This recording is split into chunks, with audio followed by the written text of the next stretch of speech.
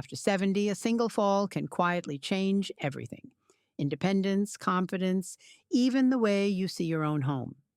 This is not about fear, but awareness. Understanding why falls happen is one of the last powerful ways to protect your dignity and your future. The body doesn't recover the same way. There is a moment many people reach in their 70s when they realize something subtle has shifted. It is not dramatic. It does not arrive with pain or warning. It shows up in the way the body answers back more slowly, in how balance feels less automatic than it once did. Muscles still work, but they do not rush to protect us the way they did years ago. Reflexes still exist, but they hesitate, even if only for a second. That single second matters more now than it ever did before. When the body was younger, a stumble often ended in a quick correction. Ankles adjusted, hands caught the edge of a table. The brain sent signals fast enough to prevent harm. After 70, those systems are still there, but they are quieter. They take longer to respond. And when a fall happens, the body does not bounce back with the same forgiveness. What once might have been a bruise can now become weeks of soreness, stiffness, or limited movement. Recovery stretches longer. Energy drains faster. The body needs more time to rebuild what was lost, and sometimes it never fully returns to the way it was before. This is not a failure of character or effort. It is simply the nature of time moving forward. Many older adults carry frustration about this. They remember how capable they were, how resilient. That memory can clash with the present reality, creating impatience with the body itself. But understanding these changes is not about giving up. It is about adjusting expectations so the body is not pushed beyond what it can safely offer. Strength after 70 is no longer measured by how much one can endure, but by how well one can preserve what still works. The body is no longer designed for sudden demands. It responds best to calm, deliberate movement. Respecting this truth is not weakness, it is wisdom earned over decades. When we understand that recovery now asks for more time and care, we stop treating falls as small inconveniences. We begin to see them as events the body may struggle to forgive. And in that understanding, a quieter kind of strength begins to grow. One fall can steal independence. Overnight independence is rarely taken away all at once. It is usually chipped away piece by piece, often beginning with a single incident. A fall does not have to cause severe injury to start this process. Sometimes it only needs to plant doubt in the mind of the person who fell and in the minds of those who care about them. After a fall, even a mild one, conversations begin to change. Family members ask more questions. Friends offer help more frequently. What once felt like casual concern can slowly turn into watchfulness. The individual who fell may notice it first in small ways. Someone insisting on walking closer or suggesting a cane just in case. More difficult than the physical impact is the internal shift. Self-trust begins to weaken. Movements once done without thought now carry hesitation. Getting out of bed, stepping into the shower, walking down the front steps, each moment becomes something to consider carefully. That pause, while protective, also marks the beginning of a new relationship with independence. In some cases, outside systems step in quickly. Medical recommendations, safety evaluations, or temporary assistance can become permanent arrangements. A walker appears in the corner of the room. A handrail is installed. Sometimes these changes are necessary and helpful. Other times, they arrive before the individual has fully adjusted emotionally. What makes this especially painful is how fast it can happen. One day, life feels self-directed. The next, decisions are shared, explained, or gently questioned. The loss is not only practical, it is deeply personal. Independence is tied to identity, pride, and self-respect. When it feels threatened, the emotional impact can be profound. Understanding this risk is not about resisting help. It is about recognizing how fragile independence can become after a fall. Awareness allows older adults to protect not only their bodies, but their right to choose how they live.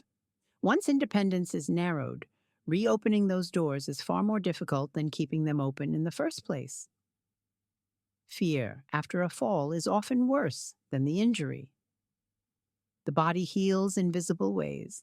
Bruises fade, swelling goes down, strength slowly returns. Fear, however, heals quietly, if at all.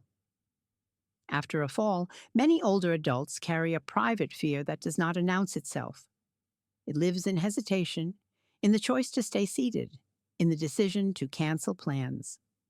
This fear is rarely spoken aloud. Admitting it can feel like admitting fragility, and no one wants to be defined by that. Instead, it shows up in avoidance. Walks become shorter. Social visits become less frequent. Activities that once brought joy begin to feel risky.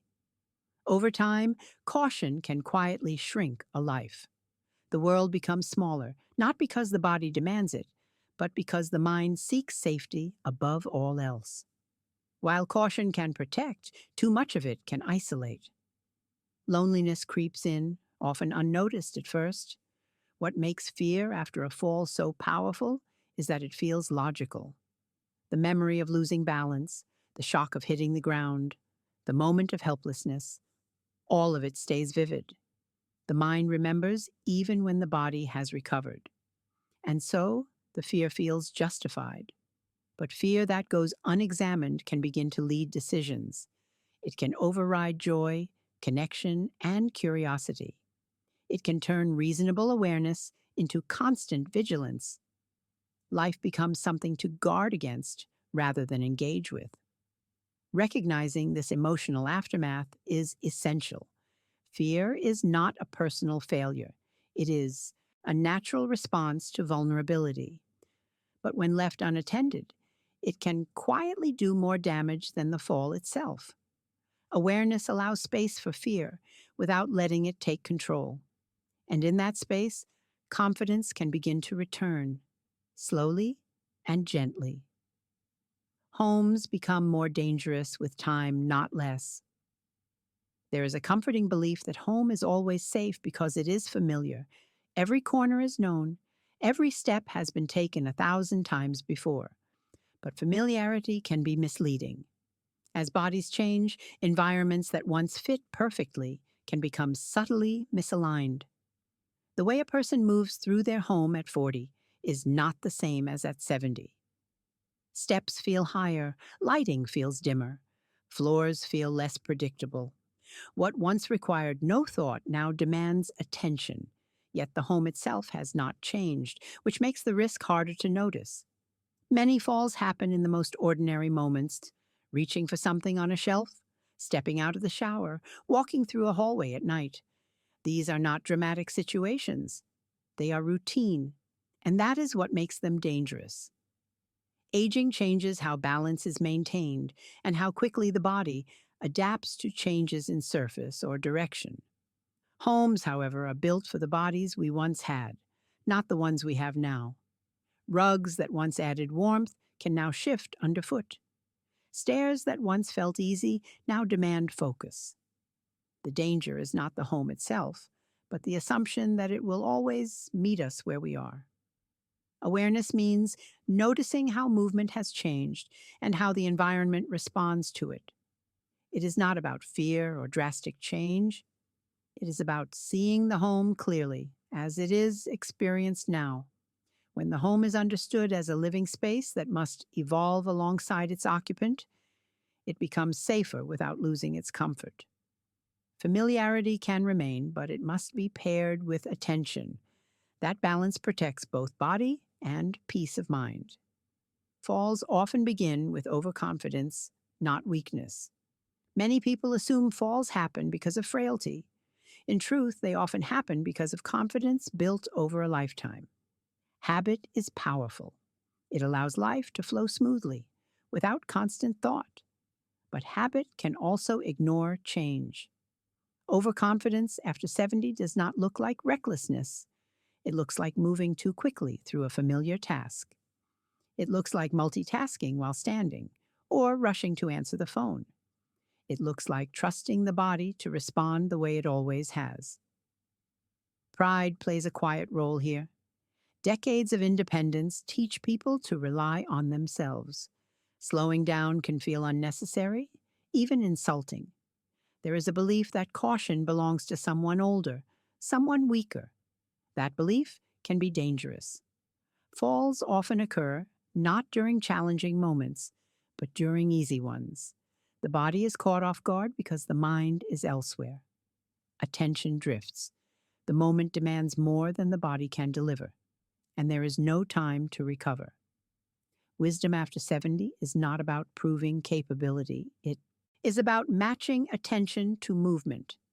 It is about understanding that awareness is now part of strength. Slowing down is not surrender. It is adaptation. When confidence is balanced with awareness, life remains full without becoming risky. The goal is not to avoid living, but to live with intention. Overconfidence fades when attention grows, and in its place comes a steadier, safer way of moving through the world. Prevention is an act of self-respect. Preventing falls is often framed as fear-driven or restrictive. In truth, it is one of the clearest expressions of self-respect available later in life. It says that the years ahead matter, and that the life still being lived deserves protection. Self-respect after 70 looks different than it did before. It is quieter. It is less about pushing limits and more about honoring them. It recognizes that independence is preserved not through denial, but through awareness. Choosing care does not mean choosing weakness. It means choosing longevity of freedom. It means understanding that dignity is not found in risk, but in thoughtful preservation. Every decision made with awareness becomes a way of staying in control. Humility plays an important role here.